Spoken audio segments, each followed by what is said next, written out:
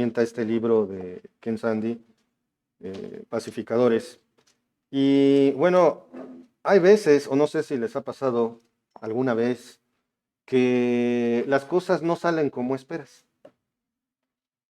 Casi no pasa, ¿verdad? Yo creo que más bien muchas veces es una constante y a veces queremos que las cosas salgan de una manera, y me estaba acordando precisamente de el 19, el 15 de septiembre, ¿no?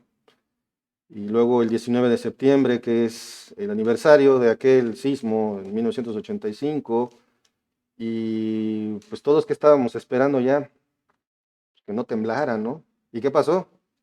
Tembló, y tembló fuerte. Esto no significa que el 19 de septiembre lo vamos a poner como el día en que el piso se va a mover, ¿no? O como estaban haciendo bromas, qué tecnología de punta tenemos en México, que primero hacemos el simulacro y después lo vivimos. La cosa es que muchas veces las circunstancias que nosotros queremos que salgan favorables, por mucho que lo planeemos, no van a salir como queremos.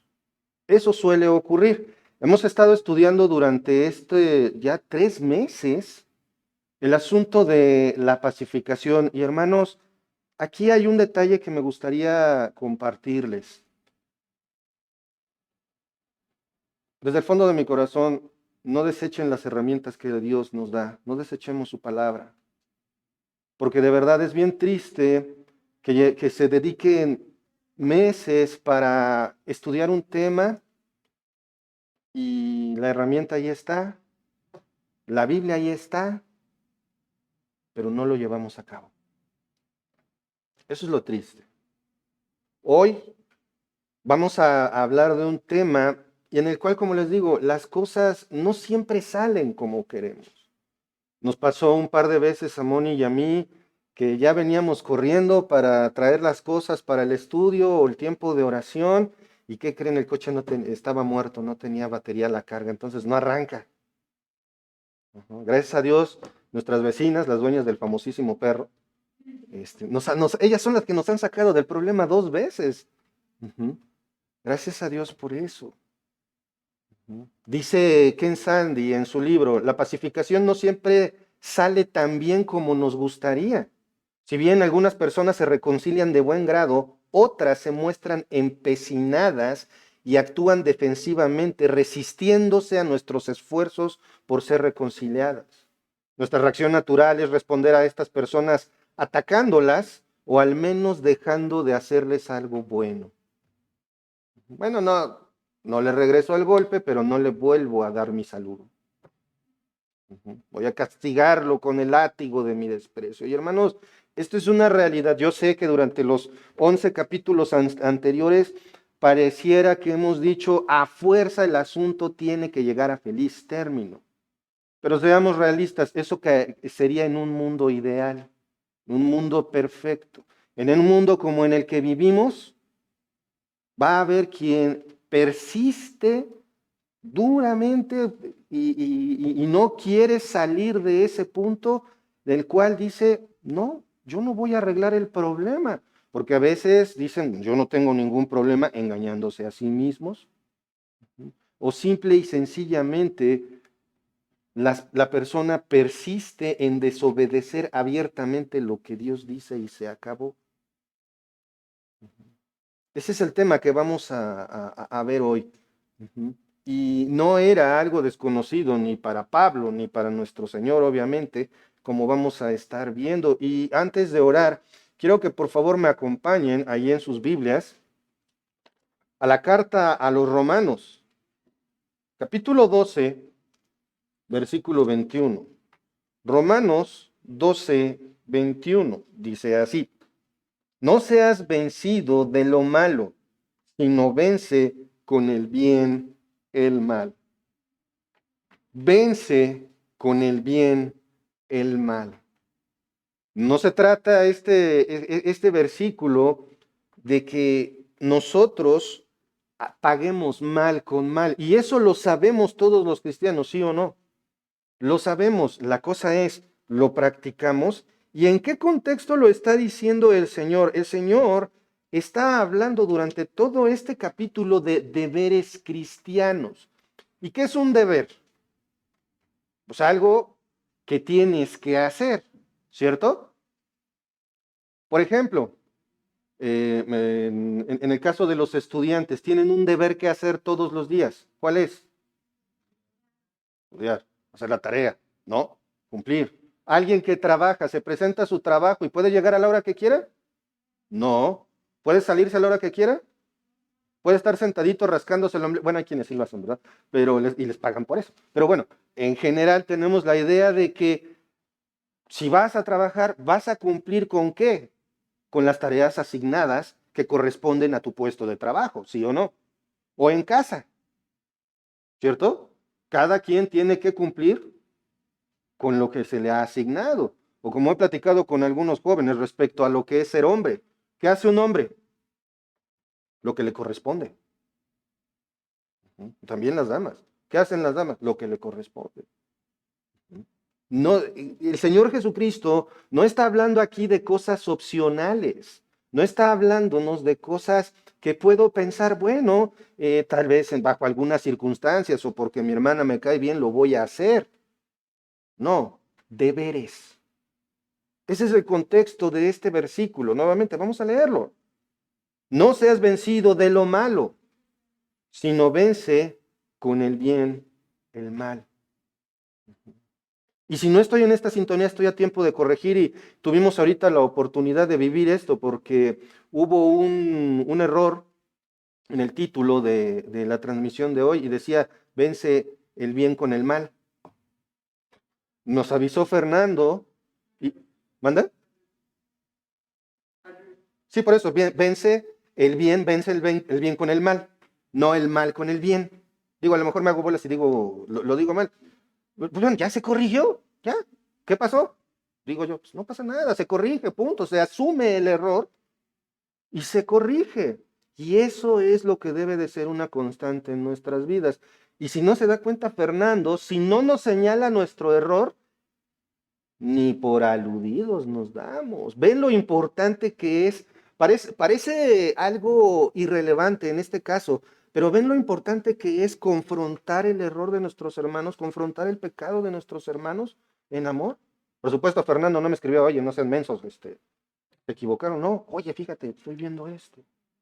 Gracias a Dios, porque tenemos a nuestros hermanos para cubrir nuestros pecados, y no se trata de ocultarlos sino de confrontarnos con ellos. ¿De acuerdo? Pero vamos a poner este tiempo, vamos a encomendarlo al Señor. Padre amado, Padre celestial, nuevamente cuántas gracias te damos, Señor, por este día. Padre, en esta etapa final de esta serie de enseñanzas del pacificador, te ruego por nuestros corazones, Señor, que tú nos guíes para que podamos siempre reconocer nuestro pecado cuando sea señalado por nuestros hermanos. Y si nosotros vemos un pecado en nuestros hermanos, señalárselos con amor, Señor, como a ti te agrada, Padre. Gracias por tu palabra, Señor. Sé tú el que hable y no yo, Padre, porque siervos inútiles somos cuando hacemos lo que debemos, Señor. Que seas tú hablando y no yo, que ninguna filosofía personal sea expresada. Gracias en el nombre de nuestro Señor Jesucristo. Amén. Muy bien, hermanos, ya vimos entonces este texto que es el texto emblema del capítulo 12 del libro. Nuevamente vamos a leerlo. No seas vencido de lo malo, sino vence con el bien el mal. Esta es una idea completamente contracultura. Esta es una idea completamente contraria a lo que el mundo y la filosofía en sus mayorías de las sociedades enseñan. Algunos tratan de imitarlo, pero constituye el mayor reto de la vida cristiana que por definición, como lo hemos visto, acompáñenme a Mateo capítulo 5, versículo 9, ¿qué es lo que dice el Señor Jesucristo? Y hasta lo cantamos hace un momento, en este versículo, dice, bienaventurados los pacificadores, porque ellos serán llamados hijos de Dios. Recuerden, esta parte de vencer el mal con el bien es compleja y yo pienso es uno de los mayores retos de la vida cristiana. Y por definición un cristiano es un pacificador, sin embargo, no debe de ser tomado a la ligera. Es triste ver cuántos cristianos prefieren mantener un conflicto vivo con tal de no ceder al ordenado por el Señor. Lo voy a repetir. Es triste ver cuántos prefieren mantener un conflicto vivo con tal de no ceder a lo ordenado por el Señor. Aquí hay algo impresionante. La forma en que el Señor Jesucristo nos llama a tomar el curso del conflicto de una manera asombrosa y completamente contraria a la naturaleza. Porque muchos dicen, bueno, pues eso es lo que dijo Pablo, ¿no? Pues Pablo es Pablo, era súper espiritual. Era un tipo, siempre me voy a acordar de esos cómics que jamás volví a ver, que era Super Pablo y Timo Boy. Y eran un par de superhéroes, un cómic alternativo donde pintaban a Pablo como una suerte de Batman y a Timoteo pues como una suerte de Robin. Era Super Pablo y Timo Boy, y Super Pablo siempre tenía que estar persiguiendo a Timo Boy porque andaba evangeligando. Ujú. Y era divertido, pero yo lo tomo ahorita porque tendemos a ver a los personajes de la Biblia como superhéroes, como si fueran personas en un nivel que nosotros no podemos alcanzar. Y si bien es cierto que son un gran ejemplo, no eran infalibles. Sin embargo, la única, para lo que nos pueden servir es como un excelente ejemplo, tanto de sus aciertos como de sus errores. Y si no, ahí está Pablo y Pedro, dos pilares de la fe cristiana, apoyados obviamente en el Señor Jesucristo.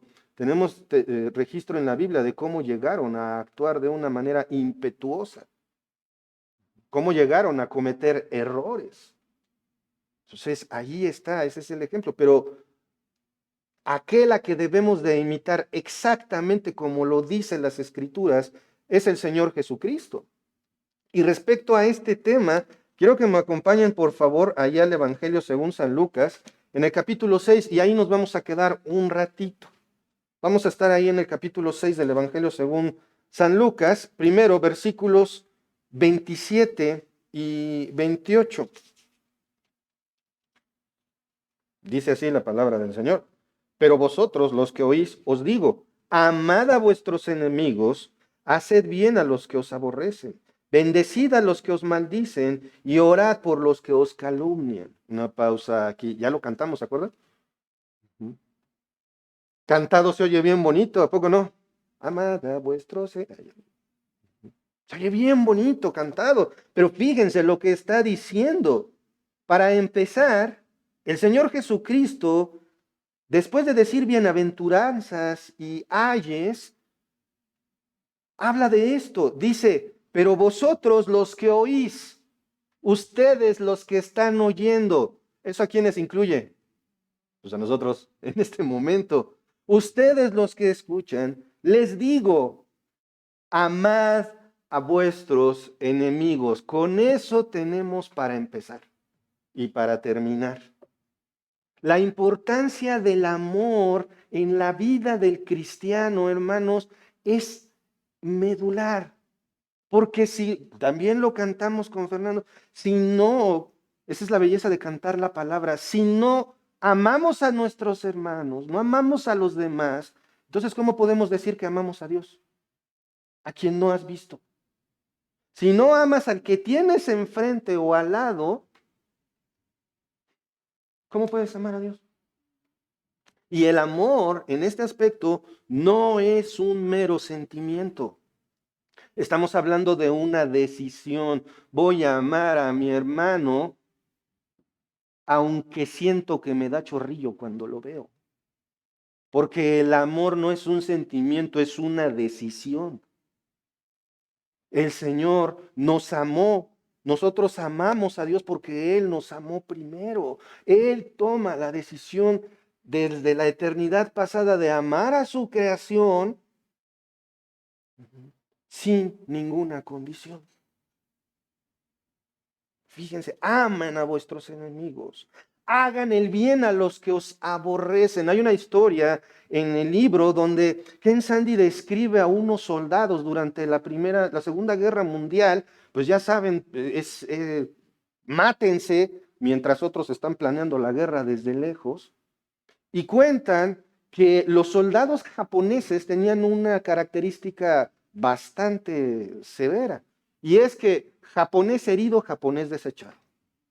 Los japoneses no se detenían a curar a sus heridos.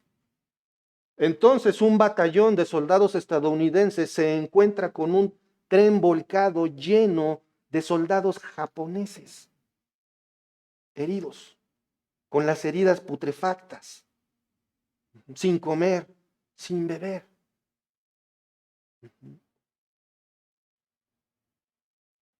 El jefe del batallón les dice que se sigan y sin embargo los soldados empiezan a abrir sus mochilas, a sacar cantinfloras, a sacar trapos limpios y empiezan a atender a estos soldados japoneses que si se hubieran encontrado en perfectas condiciones, se acaban entre ellos.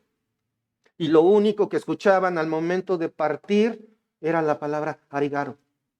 Gracias. Los japoneses no podían decir otra cosa sino arigato. Gracias. Eso es amar a tu enemigo. Esa es una demostración. Y la demostración más grande, el Señor Jesucristo, la humanidad es enemiga de Dios. La humanidad se ha declarado enemiga de Dios. ¿Y qué hizo Dios? Mandó a su único hijo para que muriera para el perdón de tus pecados.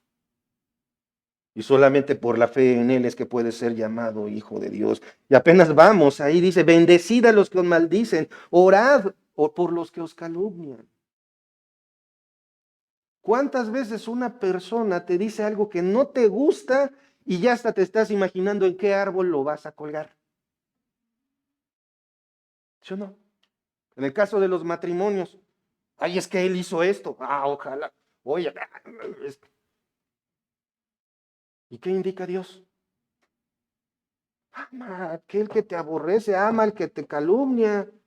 Es bien hermoso, hermanos, no lo digo como presunción, pero es bien hermoso ver lo que Dios hace en la vida de alguien que te aborrece.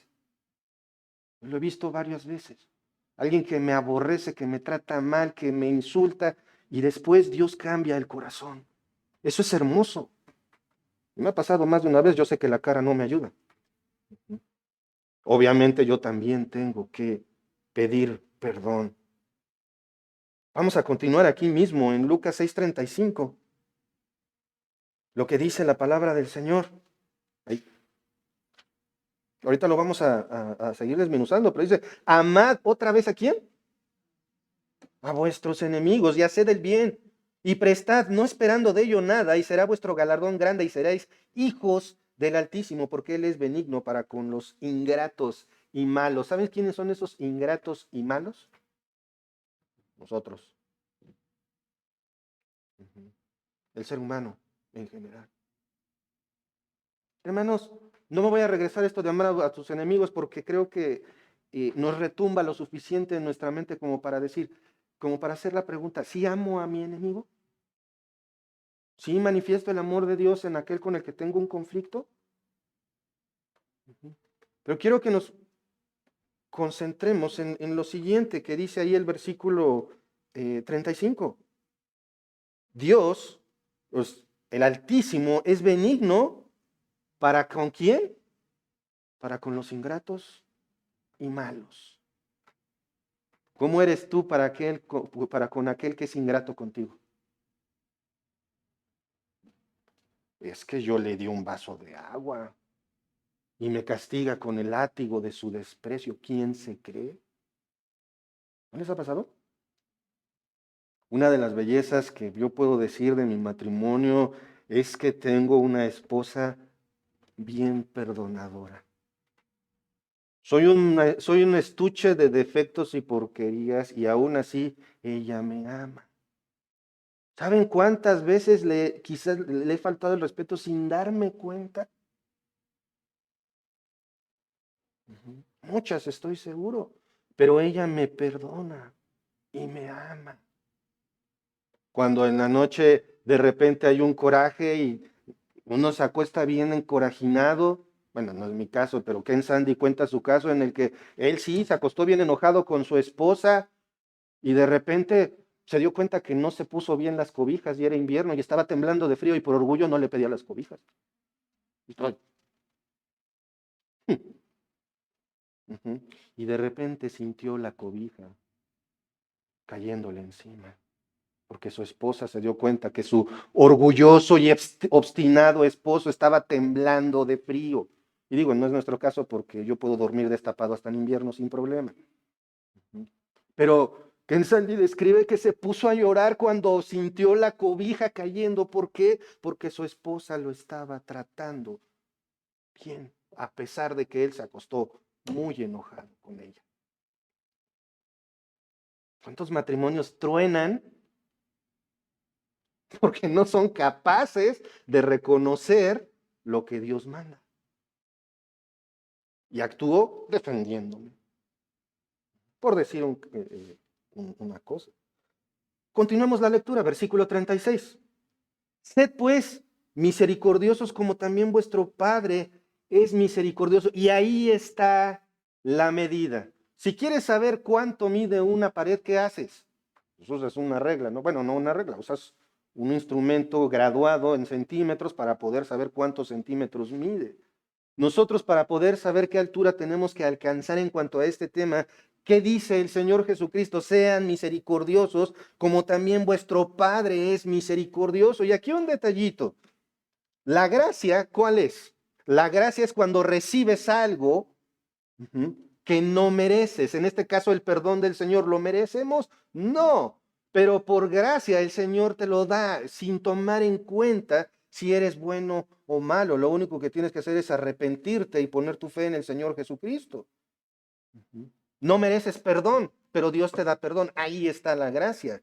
¿Qué es la misericordia? Es cuando no recibes lo que mereces. ¿Qué merece nuestro pecado? Castigo, muerte, condenación, infierno. Eso es lo que mereces si haces cosas malas y no tienes tu fe puesta en Jesucristo. Ojo, no estoy diciendo que te vas al infierno por pecar, te vas al infierno por no creer en Cristo.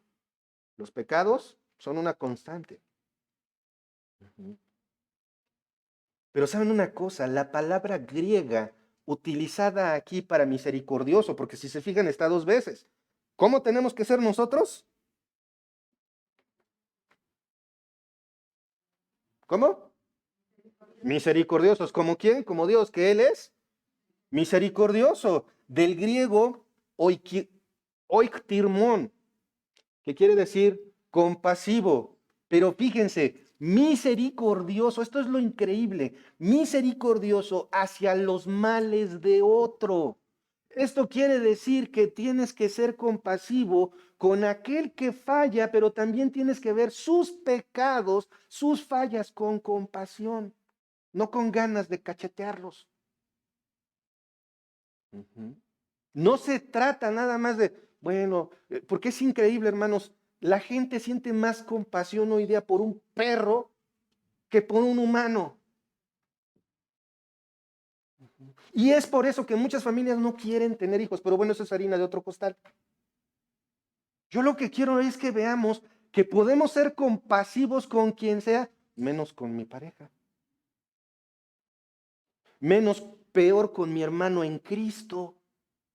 Y se me acerca mi hermano en Cristo y me dice, yo quiero hablar esto, y lo rechazo y lo sigo tratando mal.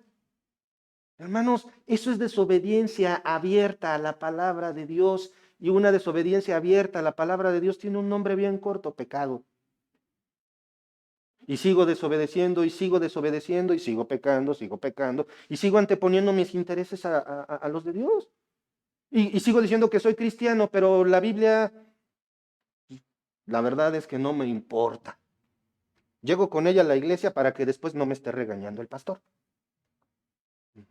Esto es increíble, hermanos, porque Dios es tan compasivo que cometes un pecado y lo ve con compasión. El pecado te ve en tu inmoralidad, en tu desobediencia y la ve con gracia. ¿Y qué hacemos nosotros? cuando estoy en medio del conflicto. Lo más duro que le pueda dar al hermano. ¿Se acuerdan que no es de ganarle? ¿De qué se trata? Ganarlo. No vas a ganarle el argumento para que tengas la razón, sino para que abandone su pecado y entonces se restaure su relación con Dios. Ujú. Es increíble, de verdad. Yo le hablé a Moni y le dije, mira lo que encontré con la palabra oiktirmón. Y nada más se aplica en este pasaje. Es el único lugar donde oiktirmón está en todo el Nuevo Testamento. Y es cuando Dios, el Señor Jesucristo, nos está diciendo, sean misericordiosos, así como Dios es misericordioso con ustedes. La misericordia encarnada les estaba hablando y nos está hablando a nosotros, hermanos. Es impresionante. No solamente Dios es compasivo con el que peca, sino con su pecado. ¿Y nosotros? Obviamente esto es completamente contracultura. El mundo enseña lo contrario, desquite. O luego decimos en buen cristiano, ¿no? La venganza es del Señor, pero nuestra la santa desquitanza. Paga mal con mal, págale con la misma moneda, castígalo con el látigo de tu desprecio y otras cositas. Sin embargo, el ejemplo supremo, nuevamente, ¿quién es? Nuestro Señor Jesucristo. Acompáñenme por favor a Lucas capítulo 23. Y aquí está ese ejemplo que hemos mencionado varias veces en el versículo 34, cuando el Señor Jesucristo está siendo torturado y dice, Jesús decía, Padre, perdónalos porque no saben lo que hacen. Y repartieron entre sí sus vestidos echando suertes. ¿Se dan cuenta? ¿Qué le están haciendo al Hijo de Dios? Clavándolo en la cruz. Ya lo azotaron hasta desgarrarlo. Ya caminó y ya lo golpearon, ya lo escupieron, ya le arrancaron la barba a mechones, ya lo hicieron pedazos y todavía no es su castigo. Todavía no es el castigo, porque el castigo ¿cuál es? La cruz. ¿Y qué dice el Señor? Perdónalos porque no saben lo que hacen. Mientras están echando suertes. Se están echando, en nuestro contexto sería unos volados para ver quién se quedaba con su túnica. Dios es impresionante. Nosotros, hermanos, si alguien te hace algo, ¿cómo respondes? Ah, no. Me encanta porque luego hasta se discute. Pero es que me hizo, ¿qué dice la Biblia? Pero es que me hizo. Y estamos defendiendo nuestro derecho. Por difícil que parezca, ese es el ejemplo. Cualquiera diría, bueno, ese es Cristo. Cristo es Cristo. Ahí sí, ni quien discuta. Su superioridad es indiscutible. Por eso, como estuvimos aprendiendo las enseñanzas del Padre Nuestro que estás en los cielos, es mi Padre amoroso, sí, pero ¿dónde está? En el cielo. Hay un universo de diferencia entre Él y nosotros. Pero ¿sabían que sí hay un ejemplo humano? De esta capacidad de perdonar mientras te están ejecutando. De abogar por los enemigos mientras te están pasando la aplanadora por encima. Acompáñenme, por favor. Seguramente ya saben de quién se trata y si no, acompáñenme ahí a Hechos 7:60, mientras Pablo está aplaudiendo que estén apedreando a Esteban. Esteban responde, puesto de rodillas, clamó a gran voz, Señor, no les tomes en cuenta este pecado, y habiendo dicho esto, durmió. ¿Se puede o no se puede entonces que mientras te estén tundiendo los puedas perdonar? Sí, sí se puede. Esteban no era un superhumano, otra vez como les decía de Super Pablo y Timo Boy. No, no, no, no, no. Un humano común. Pero ¿en qué estaba arraigado Esteban? En el Señor. Y aquí vamos a hablar un poquito de tu identidad. Esteban es el ejemplo de lo que un verdadero creyente debe hacer, imitar a su Señor. Así como Cristo intercede y perdona a sus enemigos, Esteban intercede y obviamente perdona a sus asesinos. Esto solo es posible, fíjense en esto solo es posible cuando definimos nuestra identidad por nuestra fe en Cristo, no porque lo logramos, por lo que logramos o por lo que tenemos o por lo que hacemos. Eso es lo que el mundo enseña y eso es satánico, hermanos. Tú eres quien eres por tu puesto, por tu dinero, por tu casa, por tu coche. Cuidado en que caigamos en eso. Puedes lograr ser un pacificador cuando estás impulsado y guiado a solucionar tus conflictos por tu identidad en Cristo. Esto es maravilloso. Yo lo he hablado incluso con jóvenes, no, es que ya no me aguanto. Tu identidad, ¿cuál es? Tu identidad es por tu fe en Cristo. Y hermanos, esto es para todos nosotros. Si vamos nosotros a confrontar un conflicto con un hermano, no vamos a solucionarlo no debemos solucionarlo por otra motivación que no sea ganarlo para que su relación con Dios se restaure. No debe de existir otra motivación. Por supuesto, hay motivaciones secundarias, claro, restaurar la relación, que ya no te agreda, que ya no te vea feo, etcétera. Pero si eso lo llevas por delante, el asunto va a caminar mal. Porque no estamos haciendo las cosas como a Dios le agrada. Cuando defines tu identidad por tu fe, entonces solucionas los conflictos como le agrada a Dios. Dicho en otras palabras, lograrás ser un pacificador cuando entiendes lo que Cristo hizo por ti, porque hermanos, llega el momento en que tratamos el Evangelio como si fuera cualquier cosa. Sí, Cristo murió por mis pecados y resucitó al tercer día conforme a las Escrituras. Sí. Y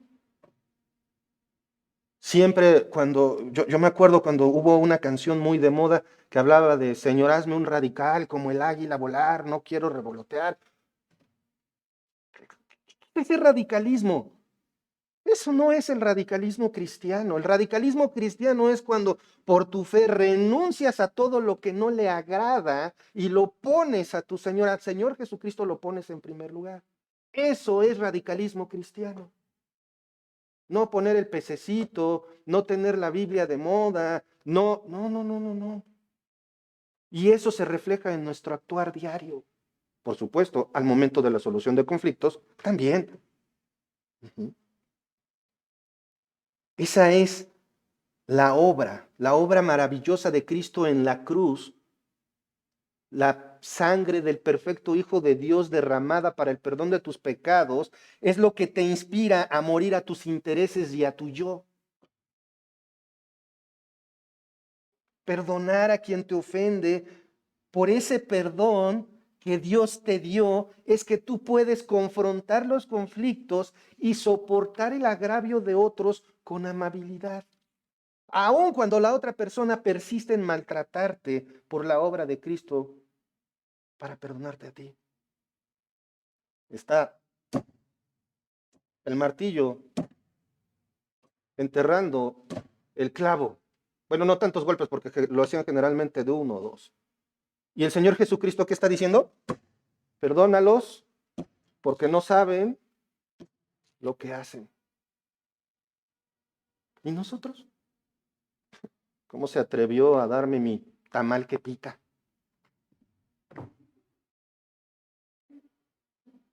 Así de chiquitos somos.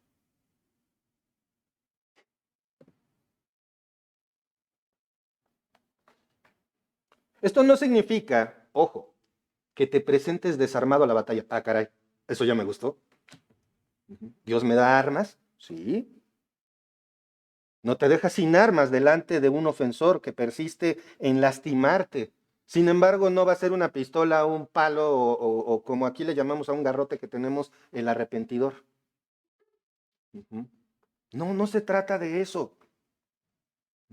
Se trata de armas que Dios da para ayudar en la búsqueda de la paz. Los conocemos como fruto del Espíritu. ¿Se acuerdan en qué cita está? Gálatas, capítulo 5, versículos 22 y 23. Acompáñenme en sus Biblias, por favor. Dice, mas el fruto del Espíritu es amor, gozo, paz, paciencia, benignidad, bondad, fe, mansedumbre, templanza. Contra tales cosas no hay ley. Ahí están las armas. ¿Qué diría cualquier persona en la calle? Oye, me están agrediendo, ¿responder con amor? No, respondo con otro palo. Dice, contra tales cosas no hay ley. Dios no juzga esto. Por supuesto, estas armas también están en nuestro alcance porque Dios las pone por medio de su Santo Espíritu. Y también nos da una armadura, ¿se acuerdan? ¿Cuántas veces hemos hablado de la armadura de Dios? Y muchos piensan, bueno, pues necesito más la espada que el escudo. No, si un soldado no utiliza su armadura completa, va a fracasar. Para el mundo, nuevamente estas características como la armadura, la fe, la esperanza, la palabra de Dios, ¿suenan a armas? No. ¿Suena que me va a ir peor? Definitivamente, pero ojo, para el mundo estas características son inútiles para un conflicto. Para el cristiano debe ser y son las armas que el mismo Señor Jesús usó para derrotar a Satanás y el poder del pecado y así obtener tu redención. Cuando fue tentado el Señor Jesucristo por Satanás, ¿cuántas veces lo mandó a volar? Ninguna. ¿Cuántas veces le dijo su opinión personal Jesús? Ninguna. ¿Cuántas veces el Señor Jesucristo dice la Escritura que tal vez intentó exterminar al diablo y que le cayera un rayo? Ninguna. ¿Con qué le contestó siempre? Con la palabra del Señor. Satanás la tergiversaba, el Señor Jesucristo se la mencionaba de manera perfecta. Todo esto ya lo hemos estudiado a lo largo de 11 capítulos anteriores. Tenemos las herramientas dadas por este libro. Tenemos, ¿cuál es el mejor instrumento? Tenemos la palabra del Señor. Esas son las armas que el Señor nos da. No solamente nos da con qué, sino nos dice cómo. Pero, ¿lo tomamos? ¿Lo hacemos? Esa es la parte que a nosotros nos toca reflexionar.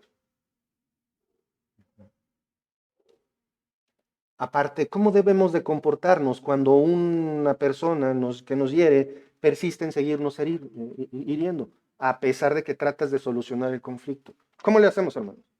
No, pues es que, ¿se acuerdan? La semana pasada Dios nos manda a ser mansos, no mensos.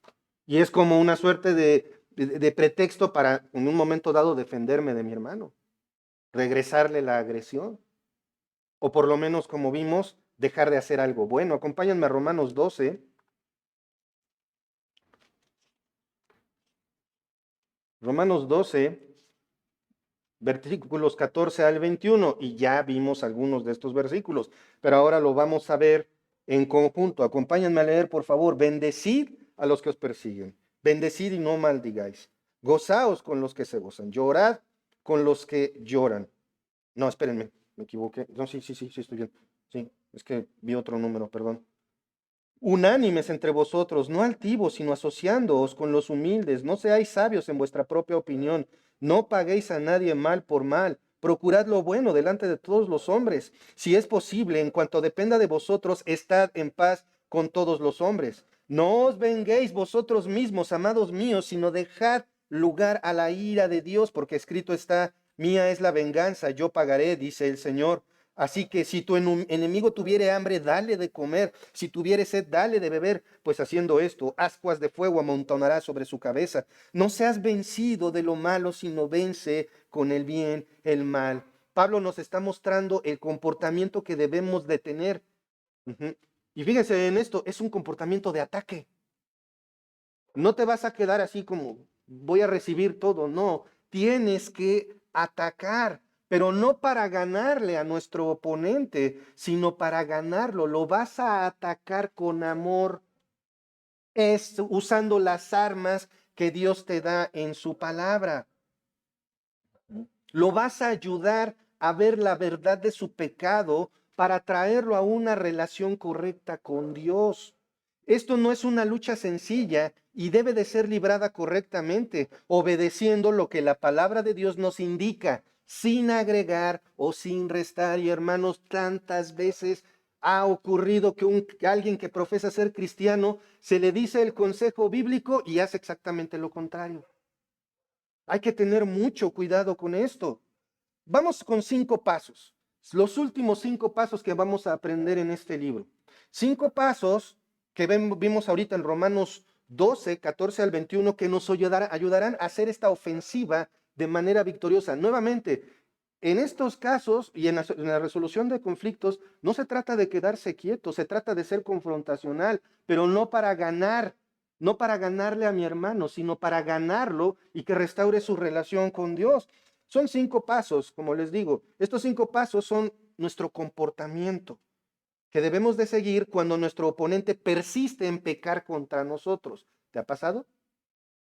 Que te quieres arreglar con alguien, puede ser tu mareado, digo, tu marido, tu esposa, tu hermano en Cristo, puede ser un primo, puede ser alguien que está sentado aquí y que procuras ocupar la silla de esta esquina porque ella está allá. Bueno, nada que ver. Uh-huh. Tratas de sentarte en otro lado para no acercarte a ese hermano o hacerte el tonto para que no pase. Y como no pasó enfrente de mí, pues no lo saludé. Vamos a ver el primero. Este es bien fácil, hermanos. Controla tu lengua. Bien fácil, ¿verdad? Sencillito. Controla tu lengua.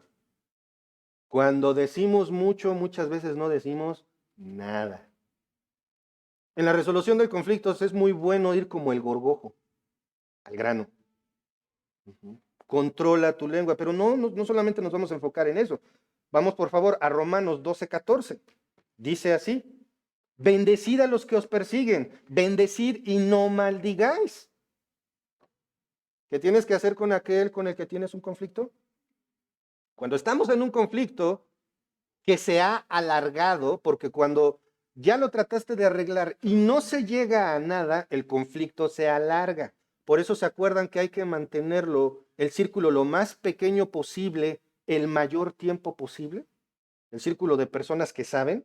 Bueno, también por ahí ese es otro problema, porque podemos tener la tentación de caer en el chisme, andarle contando a Juanito, Sutanito, Perenganito. Uh-huh. Calumnia o insultos. Si tienes un conflicto con alguien, no se lo estés contando a todo mundo. Tampoco le estés contando tu versión de los hechos porque está incompleta. Y no es un hijo de la jijurria. Uh-huh. Es tu hermano en Cristo o tu oponente, pero es otro ser humano y es portador de la imagen de Dios. Sobre todo cuando tu oponente te ha dicho o hecho cosas hirientes, tiendes a esto.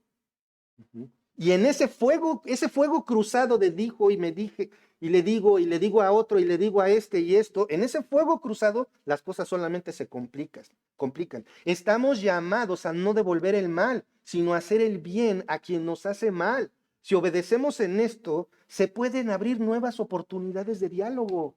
Hermanos, muchas veces menospreciamos la eficacia de lo que dice la palabra de Dios. Como Proverbios 15:1. La blanda respuesta aplaca la ira.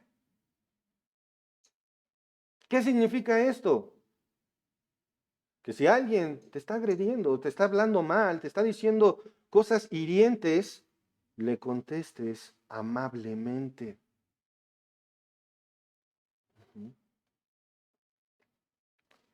Paso número 2. Primero, controla tu lengua. Paso número 2. Busca consejeros espirituales. Busca consejeros espirituales. Y ojo, cuidado hermanos, no está mal que nos reunamos y estemos platicando, por ejemplo, de lo que ocurrió en la iglesia o lo que ocurrió en la semana, pero aguas cuando nos empezamos a comer a los hermanos. Cuidado, eso es peligrosísimo. ¿Por qué? Porque estamos haciendo algo que no le agrada a Dios. Ahí mismo en Romanos, capítulo 12. Pero ahora el versículo 16. Unánimes entre vosotros, no altivos, sino asociándoos con los humildes. No seáis sabios en vuestra propia opinión. Cuidado, hermanos, cuando vayas a pedirle un consejo a un hermano. Me recuerda mucho el tiempo de la adolescencia cuando estaba en la secundaria y que le pedías consejos a un compañero de tu salón para arreglar tu vida. O le preguntabas al que nunca le había hablado a una niña cómo hablarle a una niña. Ujú. O le preguntabas al menos diestro en matemáticas, la tarea de matemáticas. Sí, todos somos hermanos, pero hay cosas que no es conveniente manejar con cualquier hermano. Sobre todo porque no todos contamos con con el mismo compromiso para con Dios. No tenemos la misma conciencia de lo que dice la palabra de Dios. Cuidado, hermanos. Tus consejeros espirituales deben de ser amigos, ujú, cercanos, y deben estar dispuestos a confrontarnos con nuestro pecado. Eso es un amigo. Y me encanta lo que dice, acompáñenme por favor ahí en Proverbios 27, del 5 al 6. Vean la majestad en este texto, lo hermoso que es este texto. Dice, mejor es reprensión manifiesta que amor oculto. Fieles son las heridas del que ama, pero importunos los besos del que aborrece. Un hermano en Cristo que realmente te ama, si es necesario, te va a poner en tu lugar y te va a decir, estás mal en esto. Cuidado cuando nos juntamos con aquellos que solamente nos apapachan oh, sí, tú tienes la razón. Ujú. A pesar de que estés mal. Siempre voy a recordar el grupo de jóvenes en el que estuve porque practicábamos mucho esto, pero mal. Y ahí andábamos contándonos nuestros pecados y justificándonos nuestros pecados entre nosotros. Más que como amigos, estábamos actuando como enemigos el uno del otro, destruyéndonos. Hermanos, lo que dice aquí en Proverbios es un verdadero amigo. Si es necesario, va a hacer que la silla pique, que te sientas incómodo, te va a confrontar con tu pecado porque es tu amigo, en serio. ¿Qué tanto amamos a alguien si lo veo que está caminando con los ojos cerrados hacia la orilla de un precipicio y va a dar el paso con el que se va a caer? Y le digo, tranquilo, no abras los ojitos, no te sientas incomodito. Como te amo mucho, pues cállate, luego te levantamos. Vamos al paso número 3. ¿Cuál fue el primero? Controla tu lengua. ¿Cuál es el segundo? Busca consejeros espirituales. Tercero, sigue haciendo lo bueno. No lo castigues con el látigo de tu desprecio. No le avientes el plato. Puede ser en el matrimonio, ¿no? Cuando están de buenas, aquí está tu plato. El varón sirviéndole a la dama, aquí está tu comida. Y después ¡cuas! Sale volando por ahí el tamal. O le voy a dar el café bien caliente para que se queme la lengua. No, hermanos, dice, sigue haciendo lo bueno. Ojo, no se trata de ser esclavo de la opinión de los demás. Ahí mismo en Romanos, donde estamos leyendo, en Romanos 12, vamos a seguir ahí, perdón, Romanos 12, 17.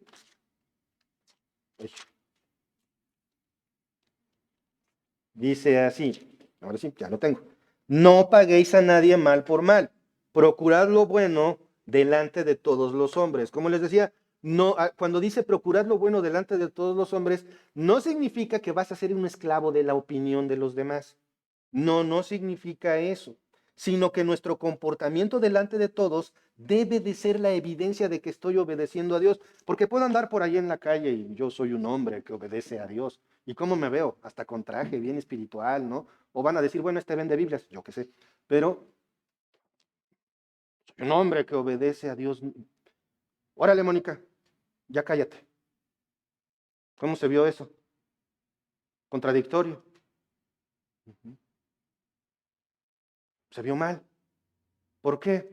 Porque esto y eso que acabo de decir es completamente incompatible, pero también cuadra con, es algo que debemos de tomar en cuenta con nuestros hermanos. Ujú. Nosotros debemos de demostrar con nuestro comportamiento al mundo y obviamente a nuestros oponentes que estamos obedeciendo a Dios por lo que hago. Ujú. Quiero que me acompañen, por favor, en sus Biblias, allí a Primera de Pedro, capítulo 3, versículo 16. Ahí.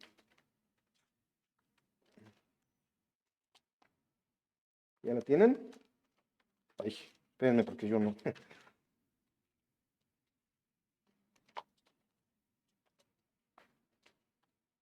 Ah, ya, aquí está. Primera de Pedro 3, 16. Dice así la palabra del Señor. Dice, teniendo buena conciencia, para que en lo que murmuran de vosotros como malhechores, sean avergonzados los que calumnian vuestra buena conducta en Cristo. Si te van a señalar y te van a decir cristianito, que sea porque se te ve, porque actúas de esa manera y que tu oponente se lo vea. Un ejemplo bien claro, hermanos. Lean por favor cuando después ahí en 1 Samuel capítulo 24, donde David tuvo la oportunidad de matar a su oponente, quien lo estuvo persiguiendo. ¿Quién era? Saúl, el rey Saúl, que entró a la cueva, como dice elegantemente la Biblia, a cubrir sus pies, justo en la cueva donde estaba David y sus hombres. Y los hombres de David, órale, vas, ahorita es cuando, mátalo. ¿Y qué dice David? No puedo tocar al ungido de Dios. Fíjense en esto, hermanos. Saúl ya había intentado matar a David varias veces. Saúl perseguía abiertamente a David y a sus hombres. Cualquiera diría, pues en defensa personal, ¿no? Se acabó. Pero ¿qué fue más importante para David que todas las agresiones que había recibido? Que Dios había ordenado que a su escogido no se le toca. ¡Wow! Lo hubiera matado, se acabó el problema. ¿Quién le hubiera dicho algo malo a David? Nadie en la tierra le hubiera dicho a David, estuvo mal. Pero ¿quién le importaba realmente a David? Dios. Versa el dicho, muerto el perro, se acabó la rabia, ¿no? Pero David no le importaba, en primer lugar, ni el perro ni la rabia, le importaba su relación con Dios. David demuestra su fidelidad a Dios negándose a tocar al ungido del Señor. Y cuando Saúl se entera de esto, ¿saben cuál fue el efecto en Saúl? Saúl se contristó, no podía creerlo y estaba arrepentido. La blanda respuesta aplaca la ira. Cuidado, hermanos, que nosotros nos tomemos atribuciones de querer juzgar o tratar a los demás como si fuéramos Dios. Entonces, ¿cuál es el primer punto? Controla tu lengua. Segundo punto, busca consejeros espirituales. Tercer punto, sigue haciendo lo bueno. Cuarto punto, reconoce tus límites. Este es bien importante. Vamos a regresar allá a Romanos, capítulo 12, versículo 18. Dice así, perdón. Si es posible, en cuanto dependa de vosotros, estad en paz con todos los hombres. Dios no es insensible, ni tampoco nos pone imposibles. Fíjense, no dice, tienes que estar en paz con todos los hombres. ¿O sí dice eso? No. Dice, en cuanto dependa. Hay que reconocer que existen personas extremadamente difíciles que pueden resistirse firmemente a reconocer su pecado y arrepentirse. Y ojo, aquí no nos estamos olvidando de Mateo 18 ni de todo lo que hemos aprendido. Nos vamos a encontrar con quien no quiere moverse de ese lugar. Y hermanos, si tú persistes en no reconocer un pecado, cuidado. A lo mejor ni siquiera tienes fe. Quien no se arrepiente de su pecado, tiene altas probabilidades de que en realidad no sea cristiano. Cuidado con esto. Hay que reconocer esto y sobre todo darnos cuenta de una cosa. ¿Quién produce el cambio? Yo tengo un conflicto con Jorge. Por lo tanto, Jorge tiene un conflicto conmigo, aunque él quiera decir que no. Cuando alguien dice que hay un conflicto, hermanos, no nos hagamos. Hay un conflicto. Eso es número uno. Número dos, voy a reprenderlo, como dice Mateo 18. ¿Quién lo va a cambiar? ¿Quién? ¿Yo? No, el Espíritu Santo es el que lo va a cambiar. Pero también es el mismo Espíritu Santo, el mismo Señor, el que lo va a endurecer si Él quiere, si para su propósito es útil. ¿Qué pasó con Faraón? ¿Quién endureció a Faraón? Dios. ¿Quién endureció al pueblo de Israel mientras le mandaba profeta tras profeta para que los rechazara? Dios mismo. El cambio no está en nosotros. No se trata de que no, ya no quiero hablarle, ya no quiero intentarle, ya no quiero ir a la iglesia, ya no quiero saber nada de Cristo, ya no quiero ir al estudio bíblico, ya no voy a orar, ya no voy a hacer esto, porque ya no puedo más. Este hermano ya me lastimó mucho. ¿Perdón? No. Llegas a ese punto porque crees que tú eres el que va a cambiar las cosas. Hay que reconocer nuestro límite. Llega el momento en el que ya no puedes hacer más. Y actuando bien, ¿eh? Haciendo las cosas bien. Yo lo he visto, hermanos, que están cumpliendo con lo que la Escritura dice y la contraparte no se mueve. Y están haciéndolo todo bien. Su corazón está enfocado en el Señor para solucionar el conflicto y no se mueve. Hasta ahí llegas. Por eso dice lo que leímos en Romanos 12:18. En cuanto dependa de ustedes.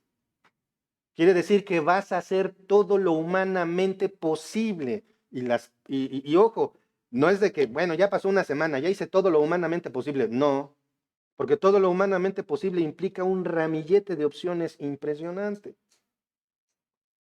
Un punto importante al llegar aquí. Los resultados en realidad, cuando no son los esperados, debemos también aprender a reconocer los límites. Pero, sobre todo, cuando el oponente persiste en su pecado, no nos vamos a olvidar de Mateo 18. Llegar a este punto denota que nuestro oponente poco le importan los principios bíblicos. Eso es una pésima señal. Sin embargo, no debemos estar soñando con la venganza perfecta. No estar contando el problema por todos lados. No estar diciendo, si me lo vuelve a hacer ahora, sí, le voy a dar con todo. Es más, hasta voy a preparar una grosería para decírsela finamente. No se trata tampoco de eso. Lo importante, hermanos, es que cualquier deseo de venganza es pecado, aunque nada más lo estés planeando. No, yo quiero colgar a Gerardo ahí de la varilla que cuelga acá, porque no me la vuelve a hacer. Hermanos, eso ya es pecado también. Porque no estás dejando tu lugar, no estás dejándole su lugar a Dios, estás queriendo hacerle de Espíritu Santo. Lo importante es responder a la pregunta, ¿qué haría Dios? ¿Qué le responderías a Dios en medio de este conflicto si Él te preguntara, ¿fuiste fiel a mis caminos? Ok, Sutanito no está respondiendo. Y el Señor te pregunta, ¿estás siendo fiel a lo que yo te estoy pidiendo? Ah, esa es la parte importante. El Señor controla los resultados. Ahora sí que también ahí hay que relajarnos un poquito. Él no evalúa, fíjense en esto, Dios no evalúa el éxito de tus acciones en medio de un conflicto. Evalúa la fidelidad a sus principios. Si sale bien o sale mal, eso es algo que Dios no te va a evaluar a ti, porque los resultados le corresponden a Él. Acompáñenme por favor a el libro de Eclesiastés, capítulo 12, versículo 13. Eclesiastés 12, 13, casi cerrando el libro. El fin de todo el discurso oído es este: teme a Dios y guarda sus mandamientos, porque esto es el todo del hombre. ¿Qué es lo más importante entonces en la vida de un cristiano? Guardar lo que Dios ordena, cumplir con lo que Dios ordena. Entonces, cumple con lo que Dios manda y déjale a Dios los resultados. Ahora, vamos a repasar otra vez. ¿Cuál es el primer paso? Cuida, controla tu lengua. Segundo, busca consejeros espirituales. Tercero, sigue haciendo lo bueno. Cuarto, reconoce tus límites. Y quinto, este nos va a gustar como suena: usa el arma definitiva. Suena como a que vamos a usar la bomba nuclear. Pero recuerden que Dios no nos da armas para acabar con nuestros enemigos, sino para amarlos. Usa, paso quinto, usa el arma definitiva. ¿Qué dice Romanos 12, 20 y 21? Dice: así que si tu enemigo tuviere hambre, dale de comer. Si tuviere sed, dale de beber. Pues haciendo esto, ascuas de fuego amontonarás sobre su cabeza. No seas vencido de lo malo, sino vence con el bien el mal. La parte que nos encanta es los de las ascuas de fuego sobre la cabeza, ¿sí o no? Ah, que Dios le acumule ascuas sobre la cabeza, que le caigan carbones y sé qué. Espérate. Esto no. Uh-huh. No es eso lo que quiere decir. Como vemos, no se trata de un problema de decir, mejor no le hablo, camino por otro lado, ya no voy a la iglesia, me siento en otra silla, sino que es lo contrario. Fíjense en esto, hermanos, qué tan sencillo nos lo pone el Señor. Si tiene hambre, dale de comer. ¿Se acuerdan de los soldados estadounidenses encontrándose con los soldados japoneses heridos? ¿Qué era lo más fácil? Que ya no sufran. ¿Sí o no? ¿Quién lo hubiera reclamado? Nadie. ¿Quién le hubiera dicho a David que estaba mal ahí agarrar a Saúl en plena concentración y matarlo? Nadie. Pero ¿qué dice? Dale de comer a tu enemigo, dale de beber si tiene sed. Esto quiere decir, hazle el bien aún más allá de lo razonable para el ser humano. Y luego dice, lo que nos encanta: haciendo esto, acumularás ascuas de fuego sobre su cabeza. No, esto significa que se ponen avergonzados, que sienten vergüenza. El amor es como una bola demoledora en cualquier corazón, por dura que sea la persona. Eso fue lo que hizo que Saúl se sintiera avergonzado cuando se enteró de lo que no hizo David.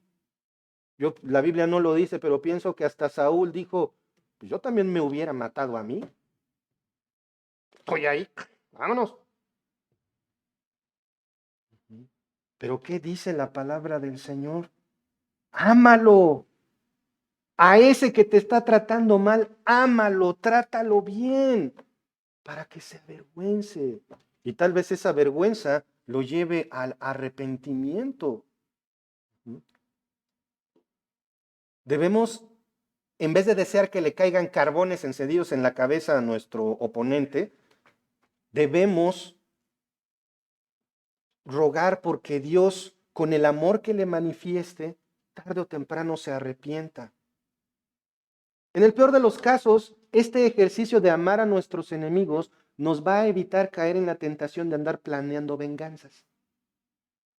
Amar a nuestro enemigo nos va a evitar caer en la tentación de estar de amargado. Eso es lo bueno de practicar el amor. Recuerda que el objetivo es ganar a tu hermano a cualquier costo, no ganarle, no tener la razón. Vamos a orar. Señor, perdónanos, Padre, porque no sabemos lo que estamos haciendo y menos en medio de un conflicto, a menos de que estemos cumpliendo con lo que dice tu palabra, Padre. Gracias por esto. Gracias, Padre, por tu palabra. Gracias porque nos muestras que no se trata de regresar el golpe nada más porque me lo dio, sino se trata de manifestarles a nuestros oponentes que te amamos, Señor, amándolos a ellos. Padre, gracias por esta oportunidad de estudiar este libro, que es un todo. Gracias por esta herramienta, Señor, y te ruego que tú pongas en cada uno de nosotros el deseo de ser pacificadores, Señor. El deseo de amarnos unos a otros, aunque haya un conflicto en medio, Señor.